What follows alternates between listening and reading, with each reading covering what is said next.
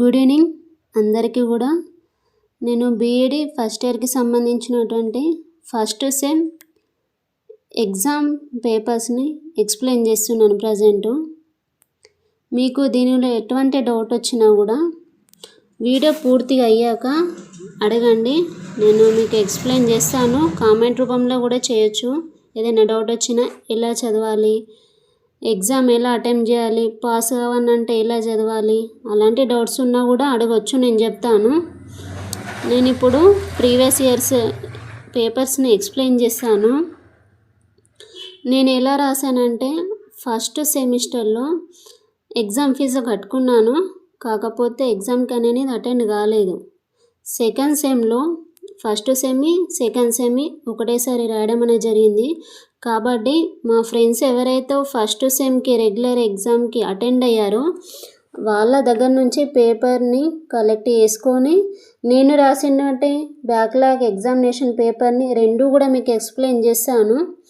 మీరు ఈ పేపర్స్లో వచ్చిన క్వశ్చన్స్ పూర్తిగా చదవండి, ఏది కూడా వదలకుండా ఇక్కడ ఇచ్చినటువంటి క్వశ్చన్స్ని మీరు ఎలాగైతే రాయగలుగుతారో అలాంటి అవగాహనను ఏర్పరచుకోండి ఈ క్వశ్చన్స్కి మాత్రము. రిమైనింగ్ కూడా నేను ఎక్స్ప్లెయిన్ చేస్తాను. ఇప్పుడు నేను ఫస్ట్ పేపర్ ఫిలాసఫీ ఎక్స్ప్లెయిన్ చేస్తాను. తత్వశాస్త్రము విద్యను నిర్ధారిస్తుంది, సమర్థించండి. ఇది మీరు ఓన్గా కూడా రాయొచ్చు. ధ్యానం అనునది భారతీయ బోధన పద్ధతులలో ఒకటి. దీనిని గురించి మీ అవగాహనను రాయండి. పంచకోశాల గురించి క్లుప్తంగా రాయండి. ఇది 100కు 100% వస్తుంది. మీ మెథడ్లో అయినా సరే ఇటు ఫిలాసఫీ చూసుకున్న కంపల్సరీ దిగుతుంది. ఇది మాత్రం అస్సలు వదిలిపెట్టకండి. ఈ క్వశ్చన్ని మాత్రం కంపల్సరీ చదవాల్సి వస్తుంది. శ్రేయస్సు మరియు ప్రేయస్సును అనే పదాలను వివరించండి. ఇప్పుడు ఫిఫ్త్ వన్ చూసుకుంటే, నైతిక మరియు వ్యక్తిత్వ విద్యపై స్వామి దయానంద సరస్వతి అభిప్రాయాలను రాయండి. ఇలా మన గొప్ప గొప్ప వ్యక్తులు ఉంటారు కదా, విద్యావేత్తలు, వాళ్ళ యొక్క అభిప్రాయాలను, విద్యపైన వాళ్ళ యొక్క అభిప్రాయాలను కంపల్సరీ ఆల్మోస్ట్ అందరి కూడా సేమ్ ఉంటాయి. మనకు గాంధీజీ చూసినట్లయితే అతను ఏం చెప్తారు, పని వేసుకుంటూ చదవాలి. అట్లా ఒక్కొక్క వర్షన్ ఒక్కొక్క విధంగా ఉంటుంది. ఇప్పుడు రవీంద్రనాథ్ ఠాగూర్ చూస్తే ఏమంటారు, ప్రకృతిని చూస్తూ చదవాలి అంటారు. ప్రకృతి గురించి కూడా అవగాహన ఉండాలి అంటారు. అలా ఒక్కొక్కలది ఒక్కొక్క విధంగా ఉంటుంది. అలాంటి మెయిన్ పాయింట్ని పట్టుకొని రిమైనింగ్ మొత్తం కూడా రాయొచ్చు. తర్వాత ఫాలో ప్రేయర్ అనుసారముగా పాఠ్య ప్రణాళిక ఎలా ఉండాలి. తర్వాత గీతా ప్రతిపాదిత నిష్కామ కర్మ గురించి మీ అవగాహన ఏమిటి. అరిస్టాటిల్ ప్రతిపాదిత సద్గుణ నీతి గురించి క్లుప్తంగా రాయండి. నెక్స్ట్ సెక్షన్ బి ఇప్పుడు చూద్దాము, లాంగ్ ఆన్సర్స్. సెక్షన్ ఏలో మాత్రము మీకు 8 క్వశ్చన్స్ ఇవ్వడం అనేది జరుగుతుంది. మీరు 5 మాత్రమే రాయాలి. 5 రాస్తే మీకు ఈచ్ క్వశ్చన్ కూడా 4 మార్క్స్ క్యారీ చేస్తుంది. దీనికి 20 మార్క్స్. లాంగ్ ఆన్సర్స్కి వచ్చేసి 10 మార్క్స్ ఈచ్ క్వశ్చన్కి కూడా. దీంట్లో 5 రాయాల్సి వస్తుంది.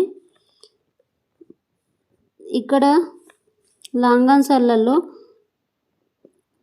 బోధనాంశముల యొక్క తాత్విక చర్చించండి.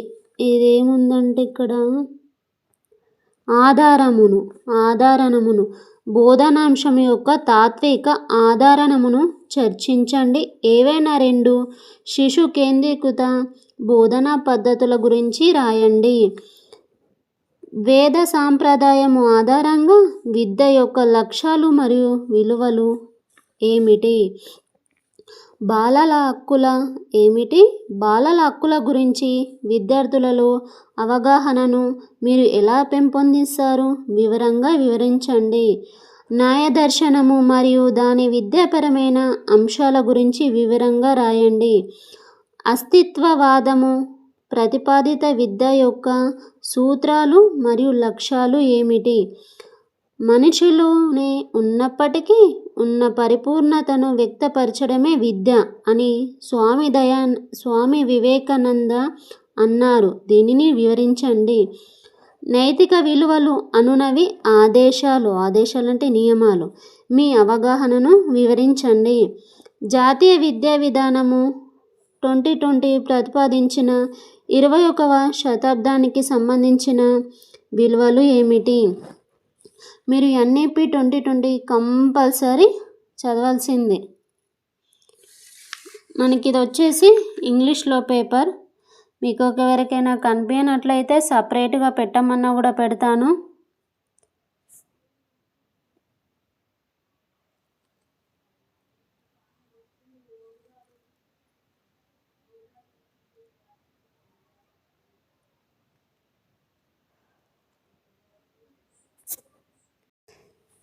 ఇంతకన్నా ముందు మనము ఫిలాసఫీ సబ్జెక్ట్ నుంచి రెగ్యులర్ ఎగ్జామినేషన్ పేపర్ని ఎక్స్ప్లెయిన్ చేసుకున్నాము. ఇప్పుడు బ్యాక్లాగ్ పేపర్ని చెప్తున్నాను. విద్యాతత్వ శాస్త్రమును నిర్వచించండి. మనిషిలో ఇప్పటికే ఉన్న పరిపూర్ణత యొక్క అభివ్యక్తి విద్య. మీ అవగాహనలో వివరించండి. శిలా విద్యను గురించి క్లుప్తంగా రాయండి. అనుభావిక, హేతుబద్ధమైన, తార్కిక, అంతర్దృష్టి మరియు అతీంద్రియ ద్యోతకం అనే పదాల గురించి మీ అవగాహనను వ్రాయండి. విద్య యొక్క చారువాక దృక్పథం ఏమిటి?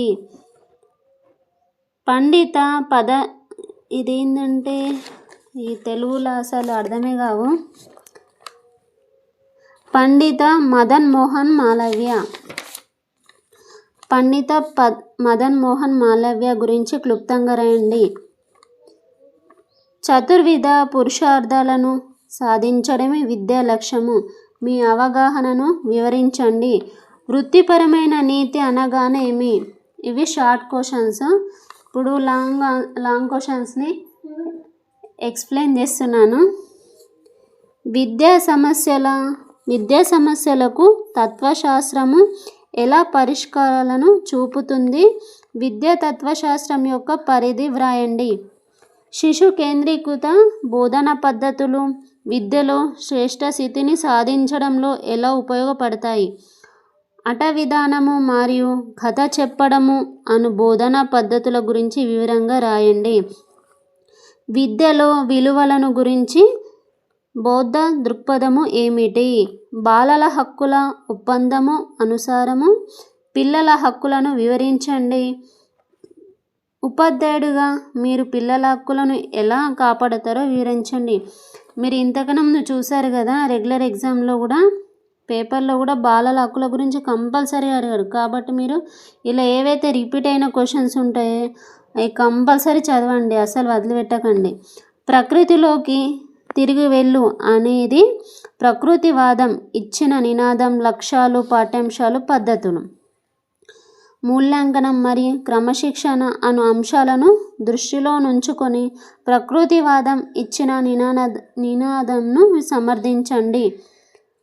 ప్రతిపాదిత విద్యపైన గాంధీజీ అభిప్రాయాలను వివరించండి. ప్లేటో యొక్క సద్గుణ నీతిని వివరించండి.